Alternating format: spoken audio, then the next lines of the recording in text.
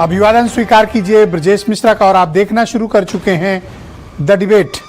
बहन भाइयों, राहुल गांधी के हाथ ऐसा कौन सा राज, ऐसा कौन सा सीक्रेट, ऐसा कौन सा सबूत उनके हाथ लग गया है जिसकी वजह से वो बार बार कह रहे हैं कि अब उनके पास ऐसा हाइड्रोजन बॉम्ब है जिससे सब कुछ साफ हो जाएगा।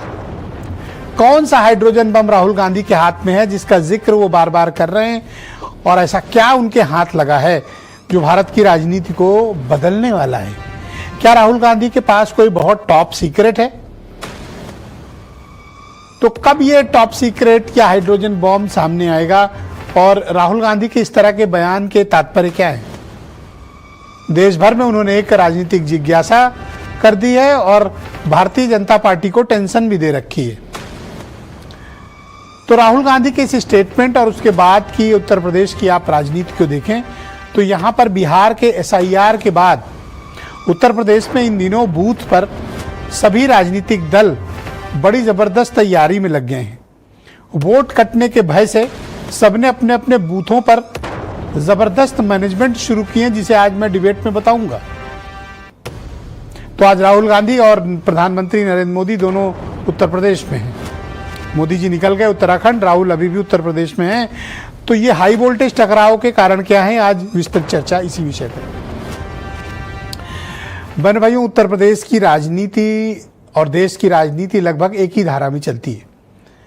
रायबरेली के सांसद, कांग्रेस पार्टी के टॉप लीडर राहुल गांधी लगातार एक स्टेटमेंट रायबरेली से दे रहे हैं। कल भी वो बोले थे, आज फिर बोले।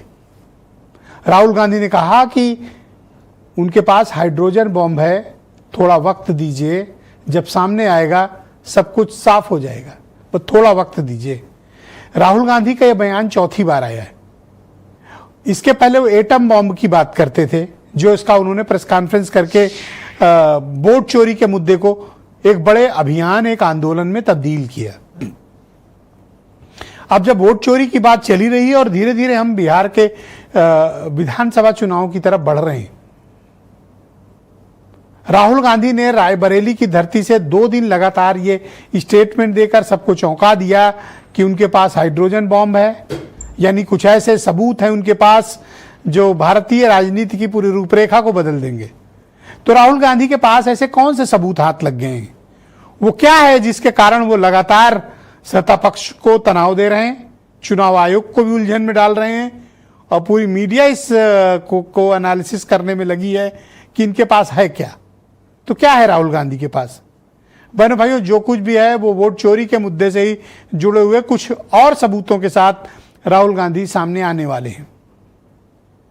ये एक राजनीति में विपक्ष का एक और बड़ा हमला होगा दिल्ली की मोदी सरकार पर, चुनाव आयोग पर, संवैधानिक संस्थाओं पर, लोकतांत्रिक प्रक्रिया पर।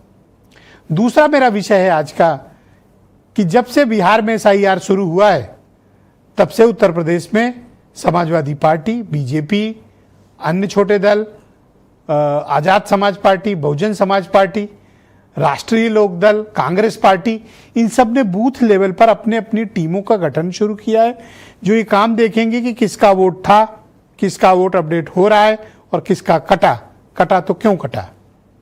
कोई बूथ रक्षक बना रहा है, कोई वोट रक्षक बना रहा है, कोई न्याय योद्धा बना रहा है, और ये सब कुछ चल रहा है बिहार से सबक लेने के बाद। तो आज PM मोदी और राहुल गांधी उत्तर प्रदेश में थे, तो क्या चल रहा है इस हाई प्रोफाइल टकराव के पीछे, आज इस विषयों पर विस्तृत चर्चा करेंगे। पहले आप कुछ बयान सुन लें। आपको भी याद होगा, लगातार ये मांग करते रहे कि साफ सुथरी मतदाता सूची हो, त्रुटिपूर्ण मतदाता सूची हो, और त्रुटिपूर्ण और साफ सुथरी मतदाता सूची बनाने का काम जब कर रहा है तब उसका विरोध करते हैं। अब तो विपक्ष के काम हो गया कि जो भी काम सरकार करे, जो भी काम संवैधानिक संस्थाएं करें, जो भी काम चुनाव आयोग करें, उसका इन्हें विरोध करना है। पूरी तरीके से भाजपा के लोग बौखला गए हैं, पगला गए हैं, क्योंकि जिस तरीके से राहुल जी ने बात उठाई है वोट चोरी की, ये वोट चोरी करके सब चुनाव जीत रहे हैं, सरकारें गुजरात मॉडल वोट चोरी का मॉडल है, तो ये बौखला गई है पूरी भाजपा, पागल हो गए ये लोग। और वो निश्चित तौर से वोट चोरी का मुद्दा पूरी भाजपा की ताबूत का आखिरी कील होगा। भारतीय जनता पार्टी पूरे देश से जनता की नजर से उतर गई। उनके आने जाने से क्या फर्क पड़ रहा? किसी आम नागरिक का कोई लाभ तो हुआ नहीं। तो इसलिए अब कितना भी आए जाएं, अब उत्तर प्रदेश में माननीय अखिलेश यादव जी की पीडीए के आगे मोदी जी की दाल गलने वाली नहीं है। और ये चुनाव नजदीक आ रहा, इसलिए आ रहे हैं ये लोग, और चुनाव खत्म हो जाएगा, ये चले जाएंगे। तो बहनों भाइयों, आज की इस परिचर्चा को आगे बढ़ाएंगे। ओम प्रकाश सिंह, भारतीय जनता पार्टी के प्रवक्ता, हमारे साथ मौजूद हैं, और आज आजाद समाज पार्टी के राष्ट्रीय प्रवक्ता राजीव रियाज मेरे साथ मौजूद हैं। फराज किदवई समाजवादी पार्टी से हैं। डॉक्टर उमाशंकर पांडे कांग्रेस कमेटी के प्रवक्ता हैं। अनिल दुबे राष्ट्रीय महासचिव हैं राष्ट्रीय लोकदल के, और जाने माने पत्रकार देवकी नंदन मिश्रा जी हमारे साथ कार्यक्रम में हैं, और वीरेंद्र सिंह जी हमारे स्टेट हेड। आप सभी का स्वागत और धन्यवाद। बहुत दिन के बाद